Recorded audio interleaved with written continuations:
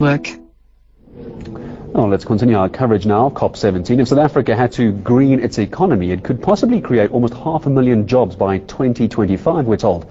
This projection is part of the Green Jobs Report, which was launched by Economic Development Minister Ebrahim Patel in Durban last week. Minister Patel is, in fact, in our Durban studios. I have the opportunity to speak to him now. Minister, a very good morning to you. Thank you so much for your time.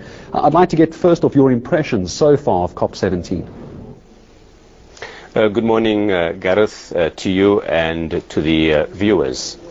COP17, of course, is coming together of more than 100 countries, a large number of NGOs and many businesses across the world. We believe that solid progress has been made on some of the key issues, but we're using COP17 not only to provide an atmosphere and a climate in which talks can take place about a future climate change regime, but also to showcase what we're doing in the South African economy. In other words, what the opportunities are with the green economy. And we've had delegates across the world coming to our stands and sharing their experiences and exchanging views with us. This afternoon, the formal high-level segment of the talks get launched. Over the last 7-8 days, it's been principally officials from different governments who've been talking. Now, ministers across the world have been flying into Durban.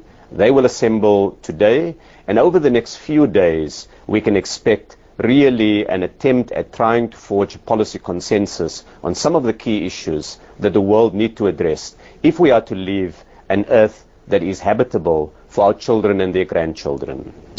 Minister, once the delegates and the hundreds of thousands of people who have come across and will be watching COP17, once the focus is away from Durban, the Green Jobs Report will be held accountable for this, 460,000 new jobs. Just take us through how you are planning to get this right by 2025. Well, over the last few years, we've been trying to grapple with the big challenge for South Africa, a challenge both to create new jobs, but to recognize that those jobs have to be ones that bring the rural poor into employment, as well as jobs that can help to mitigate the effects of climate change. We don't have the blank check that the previous generation had, where they could simply proceed with industrialization anywhere in the world. Today, there's a legitimate and valid concern about the effect of economic activities on the climate. So what we did was, first, a year ago, Cabinet adopted a new growth path.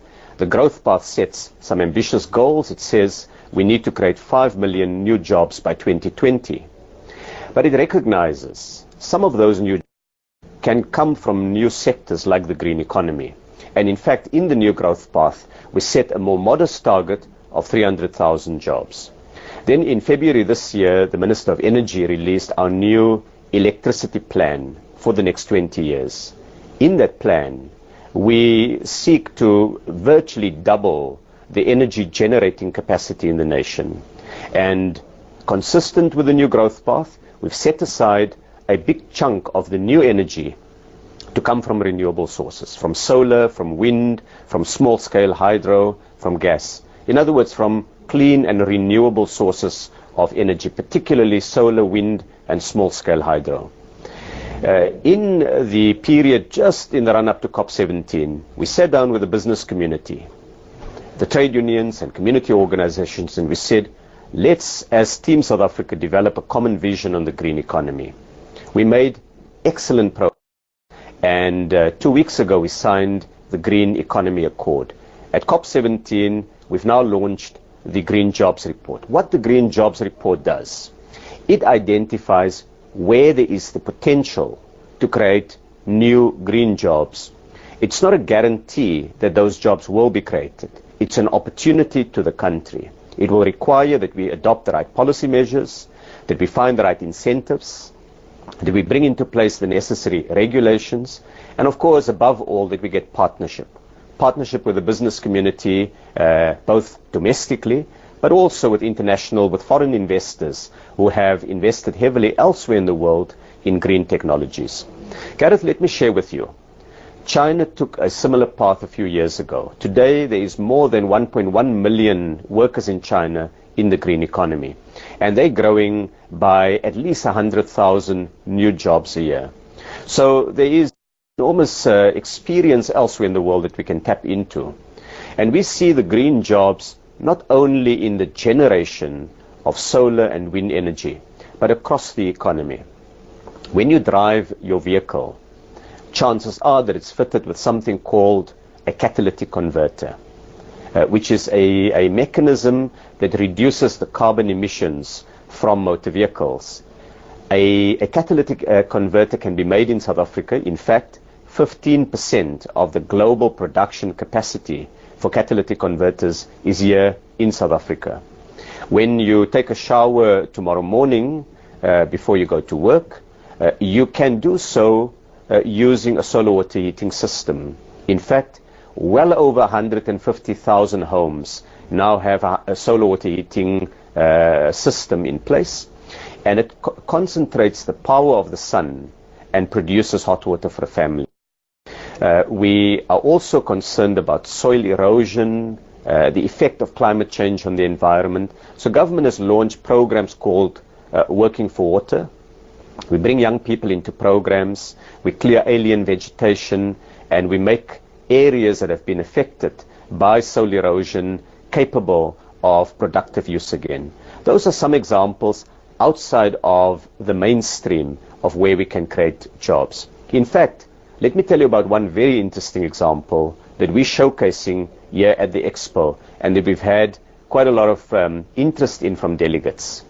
The Industrial Development Corporation is now co-funding a project in which unemployed persons are recruited to collect bottles, PET bottles, the plastic bottles that you get your cool drinks in.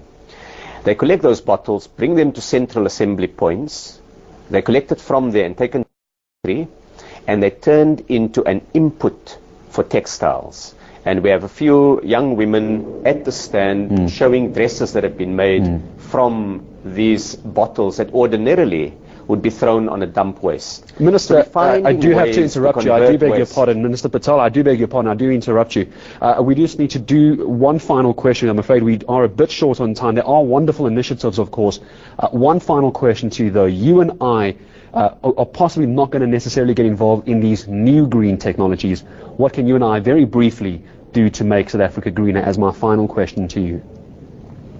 As a consumer, every household can convert to a solar water heating system. We're providing an incentive of anything from 3,500 to 5,000 rand to help you make that transition. We can use public transport more. We can ensure that we switch off our lights at night when we don't use them. When we leave the factory, that we switch off our lights. There are many very practical things that we can do. I'm driving here at COP17 in a hybrid vehicle that uses battery power part of the time, so that I reduce my carbon footprint. So there are a number of ways, and in fact government will be publicizing after COP17 how South Africans can go green. And one of those suggestions, Minister, would be to use one of the bicycles that are down at COP17 as well. Minister of Economic Development, Ebrahim Patel, it's been a huge pleasure talking to you. Thank you very much for giving us your perspective on COP17. Some suggesting using your feet or using your bicycle as the cleanest way to get around the country.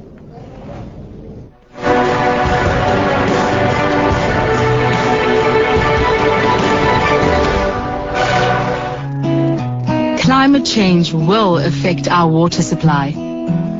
Sanlam, proud funder of WWF's freshwater work.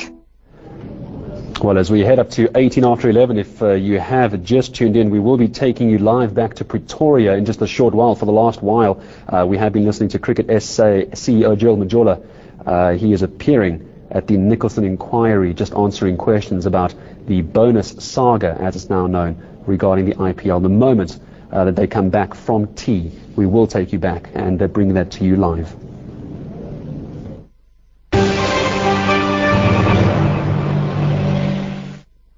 You want life insurance, right?